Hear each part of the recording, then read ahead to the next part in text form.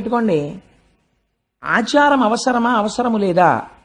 ఆచారం అవసరమే అని నేను అంటాను. ఎందుకంటానో చెప్పనండి. ఆచారము ముందు లేకపోతే మీరు మొహం కడుక్కోకుండా అన్నం ఎందుకు తినరు? మొహం కడుక్కోకుండా అన్నం ఎందుకు తినకూడదండి? మొహం కడుక్కోకుండా లోపలికి ఎడుతోంది కదా, పాచి ఎక్కడి నుంచి వచ్చింది? మీలోంచి వచ్చిన పాచే కదా మీ నాలిక మీద ఉన్నది, పళ్ళ మీద ఉన్నది. నేనే పుచ్చేసుకుంటాను, మళ్ళీ నేను తింటాను అన్నం. ఎందుకు తింటలేదు? లేకపోతే మీరు స్నానం చేయకుండా అన్నం ఎందుకు తింటలేదు?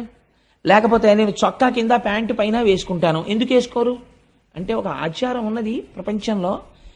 ముందు ఒక మంచి జరగడానికి దానికి కావలసినటువంటి ఉపకరణములు ఆచారము చేత సిద్ధిస్తాయి.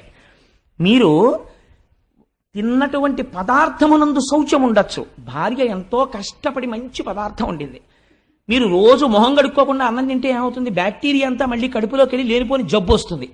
మొహం కడుక్కోవడం అనేది ఆచారం అయితే, మొహం కడుక్కున్న తర్వాత అన్నం తినడం అనేటటువంటిది తదనంతరం ఈశ్వరుని యొక్క అనుగ్రహం పొందడానికి మీరు చేసేటటువంటి కర్మ యొక్క సాఫల్యతని పొందడానికి కావలసిన రీతిలో సంసిద్ధం అవడం.